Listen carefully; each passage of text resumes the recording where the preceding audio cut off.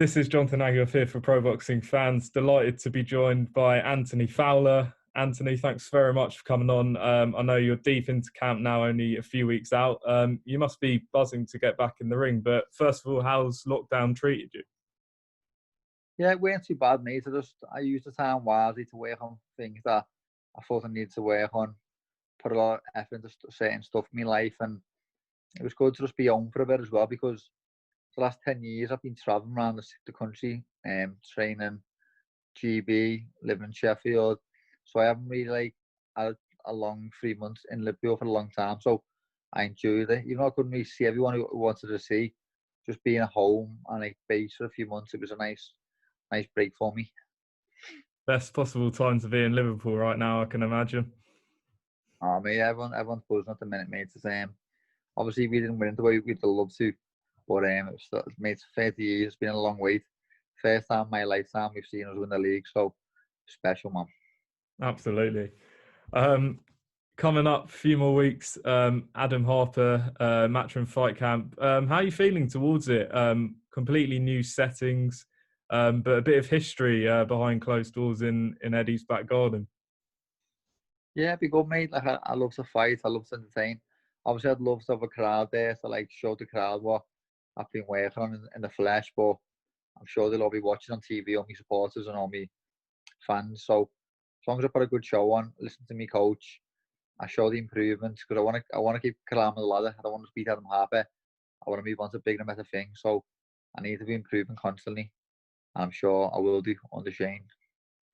Yeah, I mean, you'd obviously picked up your first win under Shane in March. Was it, I guess, quite frustrating that you weren't able to carry on sort of the momentum?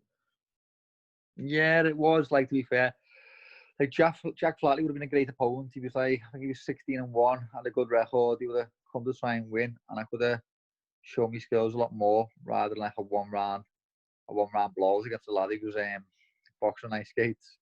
But it was one of them things. I weren't too bothered at the time, but looking back, I would have been better off getting a few more competitive rounds. I haven't shaded my corner for the first time, but we got to go through a little bit of a routine, making the waves.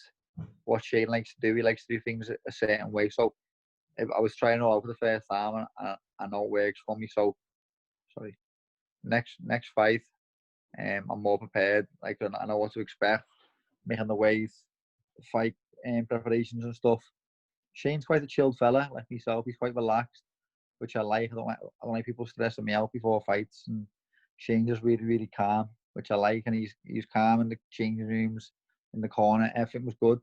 So I look forward to bigger tests. And Adam Harper come to win. He'll come to give it his all. So I'll be fully prepared for that, which I will be. And then hopefully we can keep moving on to bigger things. What have been sort of the key things you can sort of let us know what you have been working on with Shane? Obviously, as I've said, it's been a bit of a period out of the ring, unfortunately. But what has sort of been what Shane sort of adjusted so far in sort of the short time you've worked together, and how sort of impressed have you been? Yeah, great, mate. I really do enjoy working with him. He does a lot of pad work and a lot of one-on-one, which is priceless because he's really knowledgeable. If you look what he's achieved in the sport in a short space of time, it's unbelievable what he's achieved. So everything he says to me, I listen to him and I try and soak it all up. Sometimes it can be hard because I'm trying my best to get it right, but I'm not doing it just the way he wants it just yet. But I'm sure every camp it'll get a little bit easier. I'm showing good improvements to my footwear, me fairing my attacks up, me picking my shots better, generating more power into my shots. And when I'm sparring now, I can feel myself getting better, and I'm using my feet more. I'm dodging a few more shots, and I'm landing more quality careful punches than I used to. So it's coming together nice. I just need to do it on the big scene. It's all good doing it in the gym, sparring, in the pads. The pads don't hit back. So when I do it under the pressure of the lights and someone trying to hit me back in 10-ounce gloves, then I can start bringing into fruition what I'm working on, because like I said, it's all good doing in the gym, which I always perform well in the gym. I always spar well, but it's doing it under the pressure of the fights that matters. As a fighter, do you sort of look at other fights sort of after this? You've obviously got the Eggington Cheeseman fight, which is the week before you, and you've got other fights out there for you should you come through. But as a fighter, do you look past your opponent in any way? Do you sort of think, oh, I might go for him, or how does it sort of work? Well, to be fair, I used to, and I learned a harsh lesson against Fitzgerald doing that. Like I didn't think for a second that it would have been a competitive fight. I thought it would have been an easy fight, and I would have boxed Cheeseman in the following fight for the British title. So I learnt my lesson very early on in my career, which will hold me in good stead, because you can't look past no one. Like Adam Harper, for example, he's not a massive name, but he's going to look at me as beat me, and he goes into massive things. He's ready for title shots, and it'll change his life type of thing if he beats me. So I can't go into the ring with that mentality thinking, oh, I'll deal with him and I'll move on, because this is his life. He's going to put everything into it on the night. So I'm making sure that I'm fully prepared, that the best possible me will be in the ring come that night. And I'm sure I'll be too much for him, but I can't leave no stone unturned. I've been doing my Sunday morning track sessions. I've been doing the exercise sessions of a night. I've been putting the graft in every day. My diet's been spot on. My sleep pattern, my recovery, everything's getting taken care of. The way I was fighting a killer, I was fighting Triple G. I couldn't train any harder because I'm doing everything that I need to do. Obviously, as I mentioned, Eggington Cheeseman the week before you go with your fight. How do you see that fight playing out? It seems like quite a fan-friendly fight.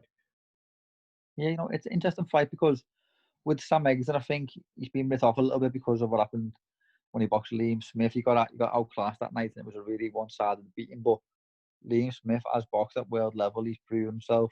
He's been world champion. So Cheeseman hasn't. Cheeseman's won a British title, but he beat Sonny Byfield, who wasn't the best fighter to beat for the title. So Eggington could potentially be a level above, but from watching them both live and recently, I think Cheeseman might have a slight edge. He looks a bit fresher, a bit more faster, a bit more, his feet are better. It'd be an interesting fight, but I hope Eggington wins. I like Sam Eggington. I like his attitude. He fights anyone. He's a down-to-earth, humble fella. He'll fight anyone. I love that. People like him, we just get in there with anyone. And be an interesting fight, but I'm swaying towards a Cheeseman point win, maybe. A couple more, Anthony. I don't want to take too much of your time up. It was a lot of talk, obviously, during lockdown. There's a few talking points over lockdown. Two definitely involving yourself with OHARA DAVIES, Amo Williams.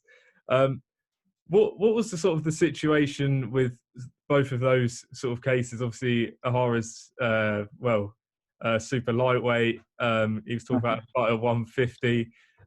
Was there any sort of seriousness in any of these two? Yeah, there was some might be. I think Shane half laughed it off, but I was serious. Like I told Shane that I'd fight him at 115. Shane was like, it's too light. You can probably make 152 with the lightest, but 150 will kill you type of thing. So I had to listen to him there, and the Amo Williams one as well. Like that's a potential fight down the line. If he keeps winning, he gets bigger. Obviously, the rivalry's set there now. People want to see it. So we both keep winning our fights. It'll be a natural fight in the future. So yeah, obviously I'm very active on social media, as everyone knows, and like people try and get a bite out of me. And when it's another fighter, I have take the bait a bit more and get a bit too involved, because I think cheeky fucker, I'll smash you. Do you know what I mean? So like, I need to just chill out a little bit on the matchmaking side of things and leave it to me, manager and coach.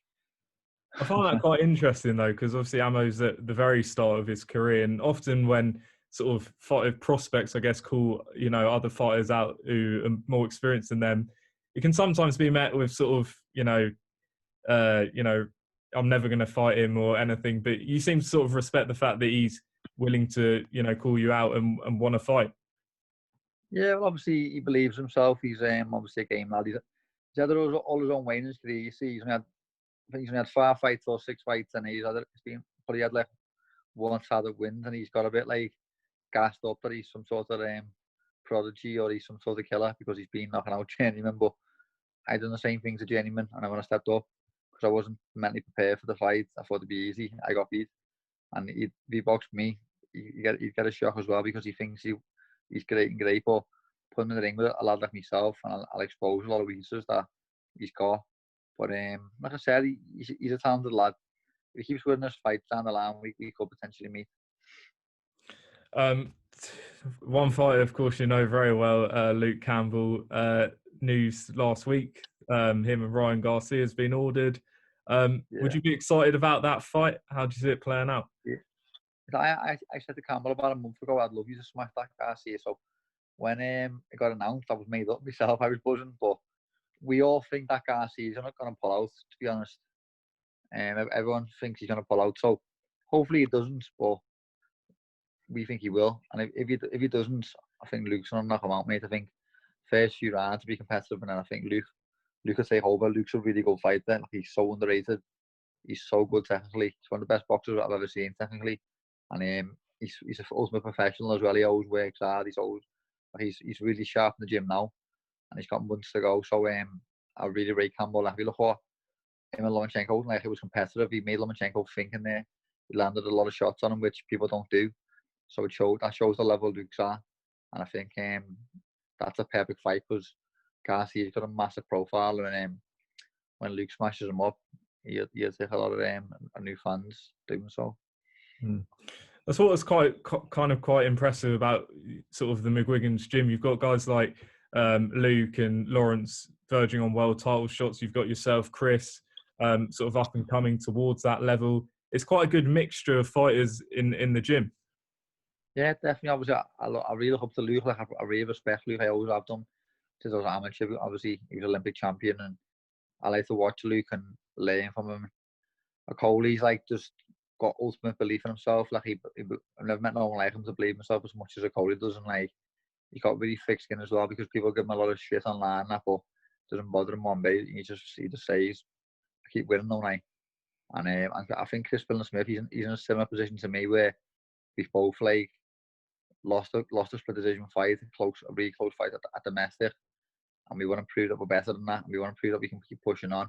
So I think me and Chris are at the same stages in our career, and obviously we're looking up to like the likes of Luke, who's fared on a world title shot. I think Luke will definitely become world champion one day, and I'm sure Lons will too, because this Polish fella, I think Lons has got his number, if I'm being honest. So we could be in the gym with 2 world champions, which would be amazing for a gym before. That Shane's got 2 world champions, and hopefully me and Chris become British champions really soon and start pushing on. Last one, obviously, it's been quite heavily in the news the last week or so. Reports of Jarrell Miller failing another drugs test. As sort of a fellow fighter, how does it make you feel when you hear sort of these reports? I was even saying to Shane last night. It's funny enough that I'm getting really pissed off now with all these cheating bastards just like getting advantage over us. Like people like myself, I diet every single day. I put my body through pain, hard train as hard as I can. And these other fighters are just getting little 1% boosts, like more energy to recover them faster. It's not a fair level playing field. Like, there was a Russian called Alexander Besputin, who's just being caught as well. And when I was young, he was always winning all the tournaments. I was boxing with GB, and that Russian, he'd always win the gold medals in all the tournaments. And I'm thinking, was he on the juice back then? Like, you don't know, do you, mate? With all these athletes, and like, it really pisses me off. And I think like we all need to take a stand. I always say this, but we all need to take a stand, all the fighters, and say, look, someone gets fucking caught cheating, mate, ban them for life, or give them a 4-year ban, make them scared to do. Because Jarrell Miller, he got caught, got a little smack on the wrist, got 6 months off, and he's back in the ring again, and he's thought, fuck it, I'll risk it again. And he's being caught again. But mate, eventually, mate, someone's gonna get killed. Someone's gonna get killed right in the ring, and the fellow who kills him is gonna fail for drugs. It's gonna happen, I promise you. And when it does happen, the whole boxing world's gonna go crazy. But it's an accident waiting to happen. People dying as it is, but if someone dies at the hands of a drug cheat, that's murder to me. The fella should be put in jail, because he's willingly took a banned substance, given added advantage, added strength, and he's went and killed another fella in the ring on an unfair playing field. So it's gonna happen eventually, and it'd be a really, really sad day when it does, mate, for the sport. I mean, Jarrell said in an interview that he didn't willingly take it for performance-enhancing use. But as you said, the last time this sort of happened, he was, I believe, given a 6-month ban by the WBA, but he has been obviously allowed to continue. What is it that needs to change? Is it you know, us as journalists, we need to speak more about it, keep it more relevant? What do you believe is sort of the solution? Is it sort of the governing bodies, or what do you sort of Yeah, see the I solution? think the government bodies, because the promoters, their job's to make money, so they're like half letting them turn a blind eye and letting them fight again, even though they're being caught doing juice. They're half probably thinking they generate money, they're a big name, big profile, we let them fight, but the governing bodies shouldn't allow it. They should be making sure they're getting strict bans.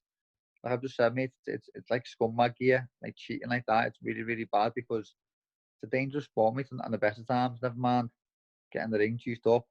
And that Miller, he's a scumbag, he's a rat, he's a horrible man, mate. He knows what he's doing. He's a cheating rat, mate.